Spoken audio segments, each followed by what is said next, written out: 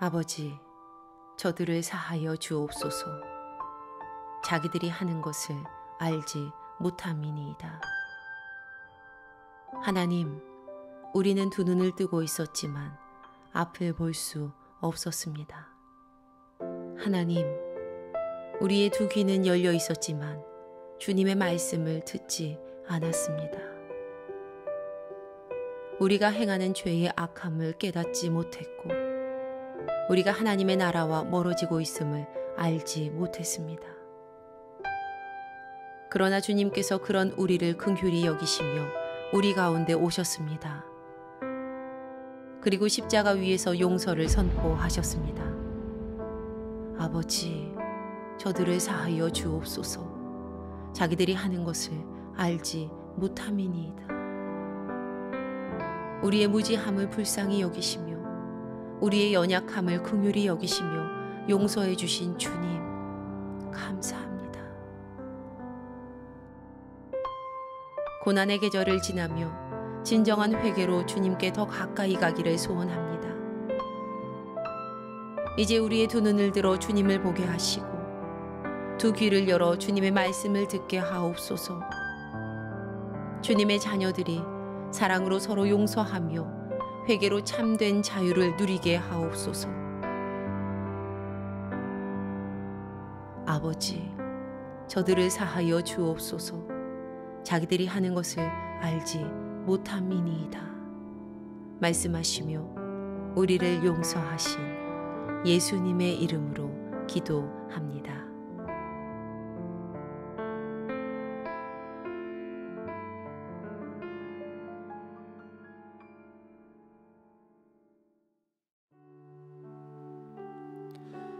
이 시간 주님 앞에 우리의 죄와 연약함을 고백하며 정결한 마음을 얻기 위해 기도하겠습니다.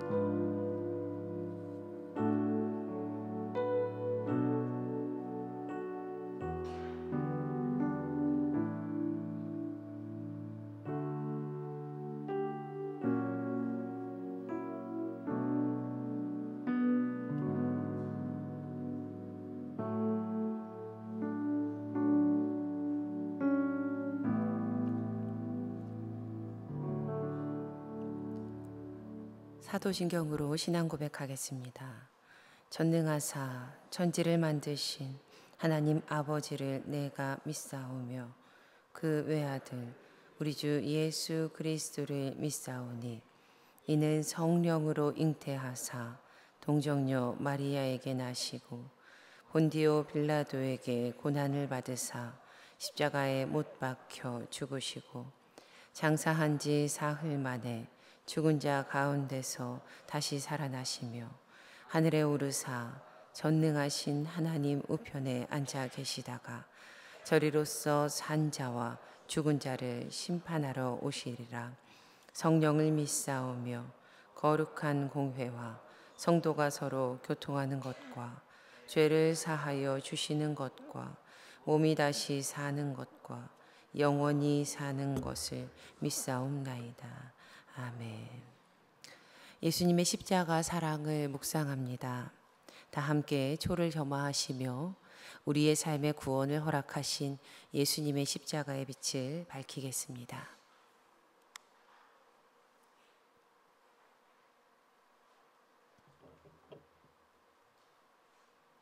이제 예수님의 십자가 사랑을 묵상합니다.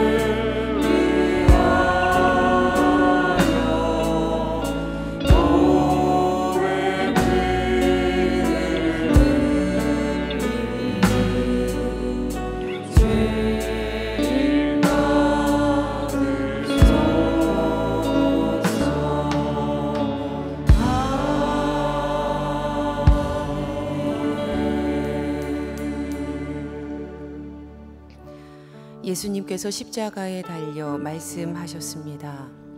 아버지, 저들을 사하여 주옵소서. 자기들이 하는 것을 알지 못함이니이다. 행하는 죄를 깨닫지 못함으로 하나님의 나라에서 멀어진 우리를 위해 기도합니다. 주님, 죄를 깨닫고 회개하여 죄 사함을 받게 하옵소서. 우리 함께 합심하여 기도하겠습니다. 하나님 아버지, 행하는 죄를 깨닫지 못함으로 주님으로부터 멀어진 우리의 죄를 고백합니다. 주님, 우리 모두의 각자의 삶 가운데 하나님 죄를 고백하는 은혜를 허락하여 주시고 우리의 우리의 인생 가운데 붙드시는 하나님의 놀라우신 은혜가 아버지 우리에게 임하게 하여 주시옵소서. 아버지 붙들어 주시고 붙잡아 주셔서 하나님 모든 죄를 헤매가고 자복하고 주께로 더욱더 가까이 나아가는 사순절 되기를 간절히 소망합니다. 이 고난의 하나님 끝자락 가운데 우리의 삶 가운데 하나님으로부터 회개하지 못하여 멀어지는 죄가 없도록 주님 긍휼하심을 힘입혀 주시고 우리가 주님 안에서 믿음으로 더욱더 나아가기를 간절히 소망하오니 붙잡아 주시는 하나님의 은혜를 누리게 하여 주시옵소서. 주님 믿습니다. 가소서 붙잡아 주시옵소서. 아버지 붙들어 주실 줄은 믿습니다. 아버지 함께 하소서. 보소서 주께서는 중심이 진실함을 원하시오니 내게 지혜를 은밀히 가르치시리이다. 우슬초로 나를 정결하게 하소서. 내가 정하리이다. 나의 죄를 씻어 주소서. 내가 눈보다 희리이다. 온 세상의 죄를 대신하여 십자가에 달려 우슬초로 우리를 정결케 하신 주님의 은혜에 감사합니다. 주님, 여전히 무지하여 깨닫지 못했던 죄된 모습이 있다면 이 시간 십자가의 빛으로 밝히 드러내시고 돌이켜 회개함으로 주님의 은혜를 누리게 하옵소서. 더 이상 어둠 가운데에 거하지 않게 하여 주시고 빛 가운데 사는 빛의 자녀 될 수 있도록 주여 은혜를 베풀어 주시옵소서. 우리를 구원하시기 위해 십자가를 지신 주 예수 그리스도의 이름으로 기도합니다. 아멘. 오늘 우리에게 주시는 하나님의 말씀은 마태복음 26장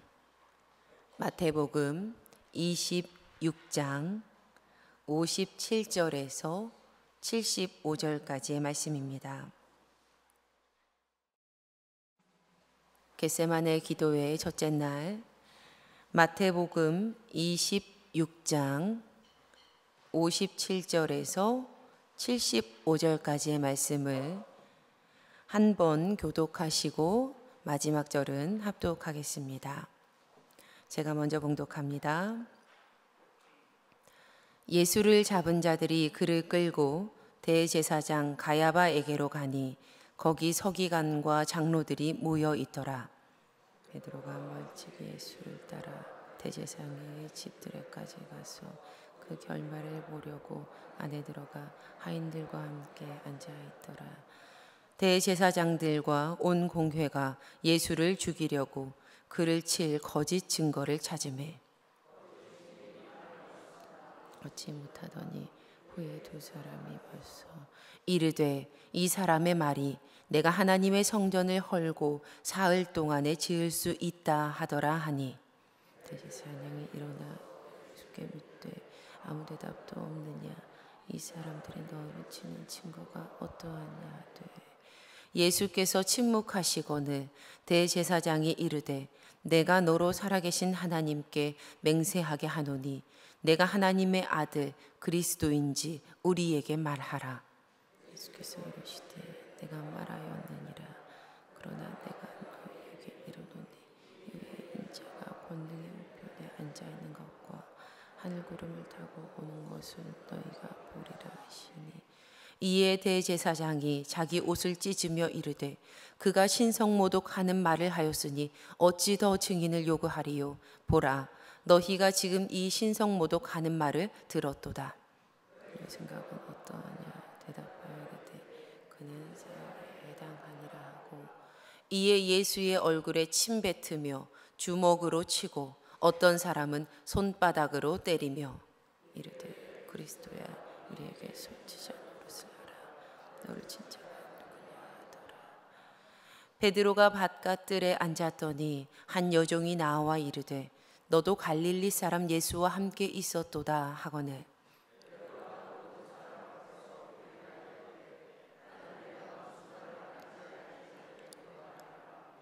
앞문까지 나아가니 다른 여종이 그를 보고 거기 있는 사람들에게 말하되 이 사람은 나사렛 예수와 함께 있었도다 하매 또 부인하여 이르되 나는 그 사람을 알지 못하고 조금 후에 곁에 섰던 사람들이 나와 베드로에게 이르되 너도 진실로 그 도당이라. 내 말소리가 너를 표명한다 하거늘 나는 그 사람을 알지 못하노라 하니. 이에 베드로가 예수의 말씀에 다 굴기 전에 내가 3번 나를 부인하리라 하심이 생각나서 밖에 나가서 심히 통곡하니라. 아멘. 함께 말씀을 묵상하시겠습니다.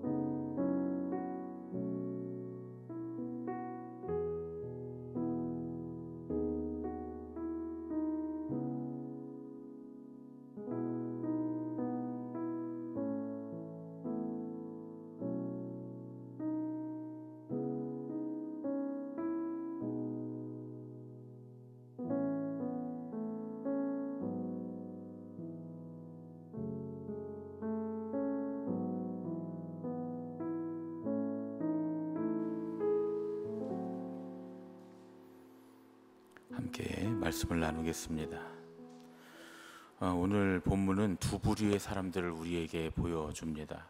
한 부류는 하나님을 재판하는 어긋난 신앙을 가진 공회이고, 또 한 부류는 자기의 안전을 위해서 예수님을 부인한 베드로와 같은 부류의 사람들입니다.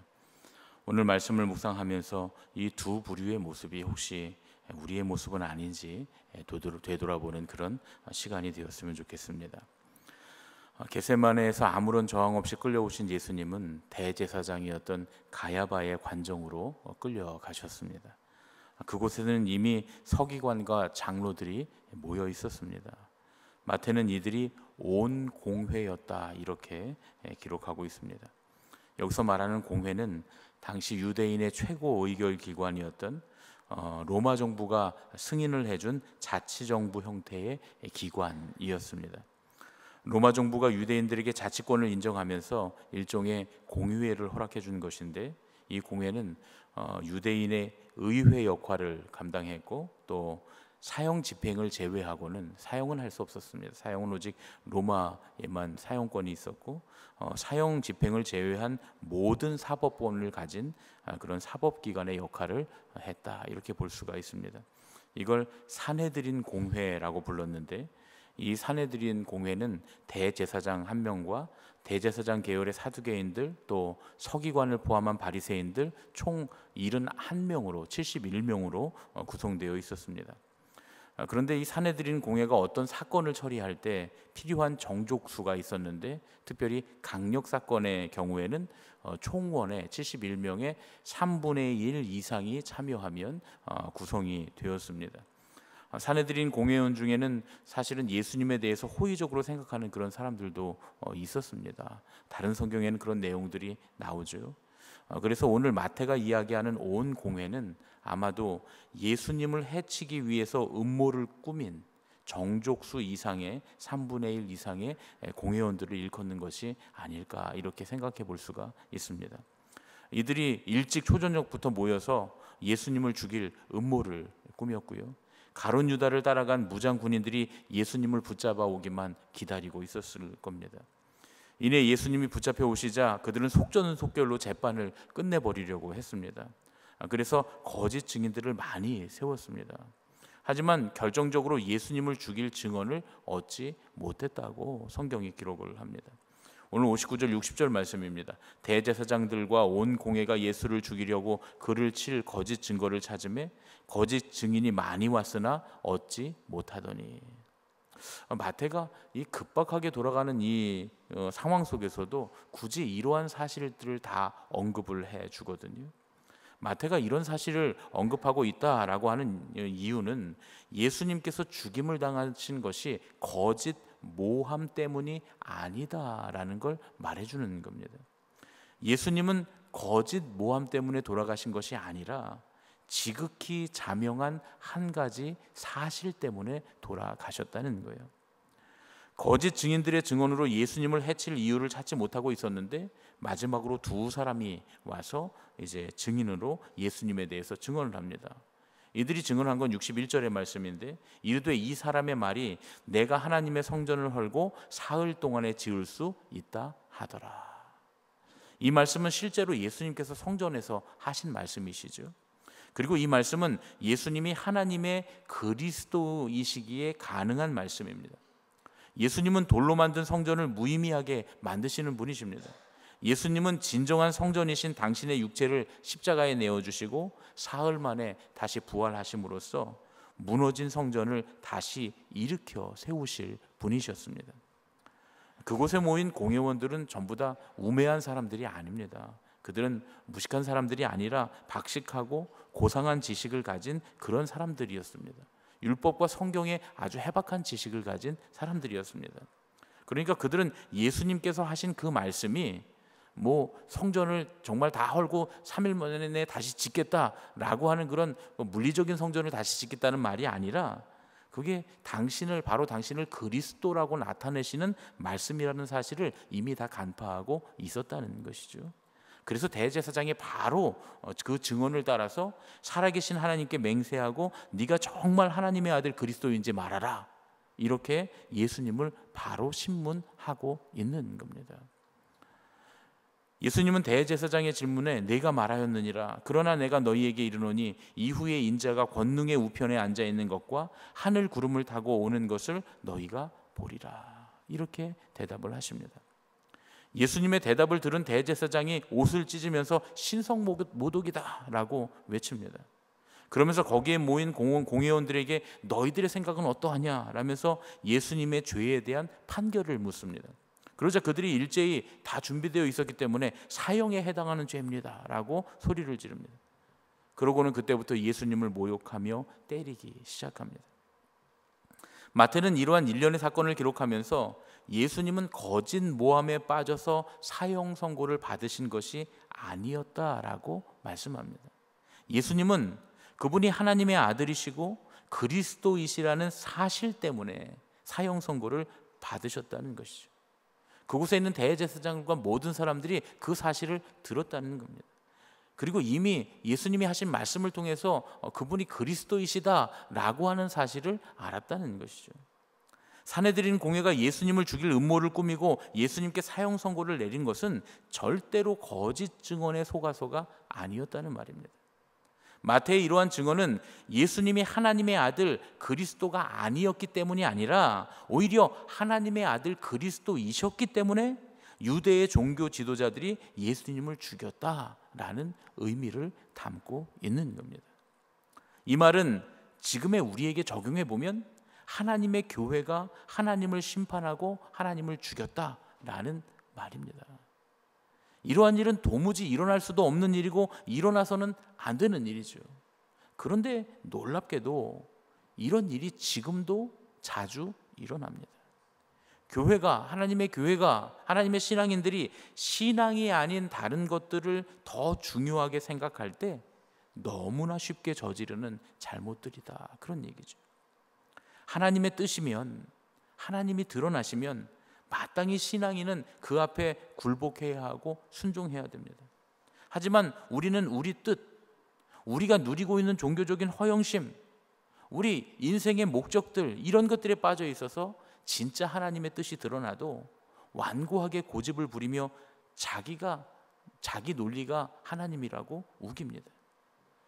그러면 우리도 예수님께 사형 선고를 내린 공회와 똑같은 사람들이 될 수 있다는 것입니다. 어쩌면 우리는 하나님을 심판하는 어리석은 신앙을 가진 것이 아닌지 다시 한번 생각해 봐야 되겠다, 그런 얘기죠. 오늘 말씀이 우리에게 이야기하는 두 번째 부류의 사람은 바로 예수님을 부인하는 베드로 같은 사람입니다. 모든 제자들이 체포되신 예수님 곁을 떠나 도망쳤을 때 베드로는 혼자서 하인들의 무리에 섞여서 대제사장의 집에 들어갔습니다. 베드로가 그렇게 한 이유에 대해서 마태는 오늘 본문 58절에서 그 결말을 보려고 라고 말씀합니다. 베드로는 혹시나 하는 마지막 희망을 품고서 예수님을 따라갔다는 겁니다. 혹시라도 자기 자신의 기대대로 예수님께서 세상 나라를 회복하시지 않을까, 그 신문과 또한 예수님 그 고통 가운데서 예수님 화가 나셨더라도 혹시 그곳에서 기적을 일으키시고 사람들을 깜짝 놀래키시고 그들을 굴복시키지 않을까 하는 그런 마음을 가졌을 것 같습니다. 하지만 베드로의 희망은 여지없이 다 무너져 버립니다. 예수님은 공회에서조차 아무런 대응을 하지 않으시고 그대로 사형 선고를 받으십니다. 심지어 수치를 당하시고 매를 맞기까지 하십니다. 혹시나 하는 기대마저 무너진 곳에서 베드로는 예수님을 부인합니다. 그것도 3번을 부인합니다. 3번 예수님을 부인했다라는 말은 완전히 예수님을 부인했다는 뜻으로 해석할 수 있습니다. 그가 예수님을 따라다녔던 그 모든 시간들, 예수님께로부터 받은 모든 은혜까지도 다 부인했다라는 뜻이 되는 것이죠. 우리는 예수님을 따른다고 하면서도 우리의 생각과 우리의 욕심을 잘 못 버립니다. 그래서 예수님을 올바로 믿어야 한다는 이유로 조금만 우리의 생활에 손해가 생기면 예수님도 신앙도 부인하는 연약한 모습을 가지고 있습니다. 오늘 이 베드로의 모습이 바로 나의 모습이 아닌가, 다시 한번 돌아봐야 되겠다라는 말씀입니다. 오늘 우리는 십자가를 향해 가시는 예수님의 이야기를 통해서 두 부류의 사람들을 봅니다. 하나님을 심판하는 신앙인들, 예수님을 부인하는 제자 베드로, 이 두 가지 부류의 사람들입니다. 이들은 모두가 주님이 자기들의 뜻과 다른 모습이라고 혹은 자기들이 추구하는 유익에 맞지 않는다는 이유로 예수님을 심판하고 부인한 사람들입니다. 이 고난의 절기를 시작하면서 우리의 모습을 돌아보면 좋겠습니다. 우리가 거듭난 주님의 사람들이라면 우리는 우리가 추구하는 유익에 맞지 않아도, 우리의 뜻이 꺾인다 해도 하나님이시라면, 주님의 뜻이라면 다시 돌아보고 신중히 고민하고 결국 주님의 뜻에 순종할 수 있어야 할 줄로 믿습니다. 이 시간 우리 함께 십자가 찬양 함께 부르고 함께 기도하겠습니다.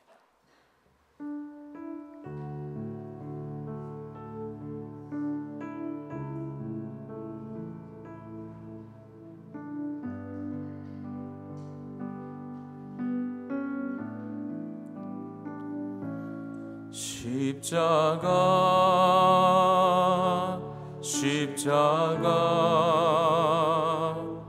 그 위에 나 죽었네. 그 사랑 내 속에 강같이 흐르네. 십자가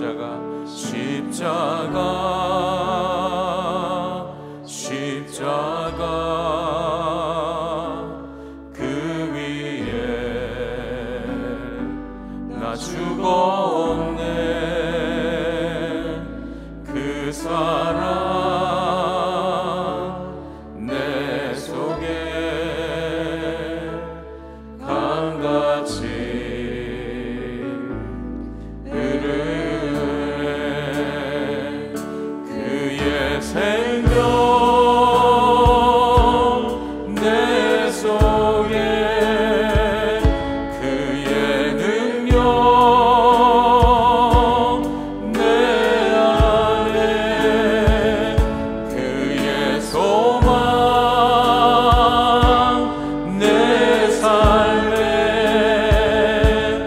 나의 삶 주의 것.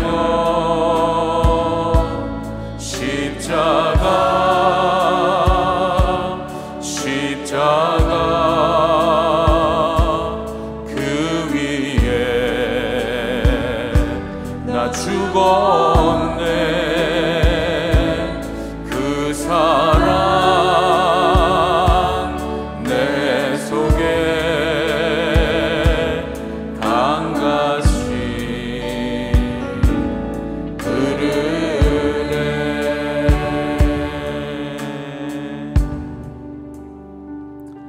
시간은 오늘 우리에게 주신 말씀을 묵상하면서 함께 기도하는 시간을 갖겠습니다.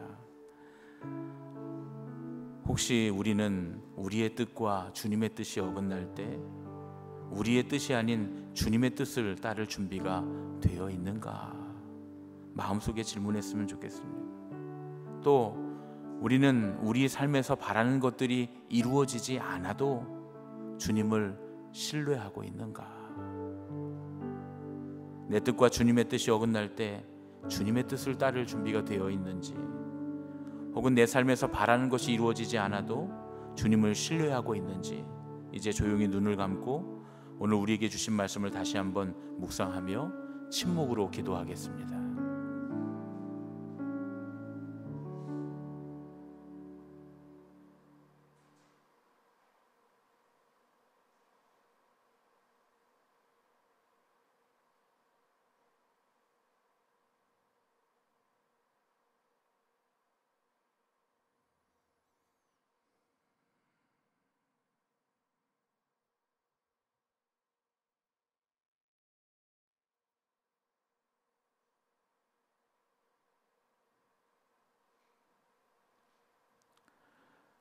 하나님을 섬긴다는 자들에게 정죄받으셔서 죽임을 당하신 주님, 가장 사랑했던 제자에게마저 부인당하신 주님, 우리는 사내들인 공회원들을 바라보며 우리의 완악함을 봅니다. 예수님을 부인하는 베드로를 바라보며 우리의 불신앙을 봅니다. 주님, 우리를 불쌍히 여겨 주시옵소서. 내 뜻과 주님의 뜻이 부딪힐 때 내 뜻 버리고 주님의 뜻 따르게 하시고, 내가 바라는 것이 좌절된 때에도 여전히 주님 신뢰하며 따르게 해 주시옵소서. 우리를 구원하신 예수 그리스도의 이름으로 기도합니다. 아멘. 하늘에 계신 우리 아버지여, 이름이 거룩히 여김을 받으시오며 나라가 임하시오며 뜻이 하늘에서 이루어진 것 같이 땅에서도 이루어지이다. 오늘 우리에게 일용할 양식을 주시옵고, 우리가 우리에게 죄 지은 자를 사하여 준 것 같이 우리 죄를 사하여 주시옵고, 우리를 시험에 들게 하지 마시옵고 다만 악에서 구하시옵소서. 나라와 권세와 영광이 아버지께 영원히 있사옵나이다. 아멘.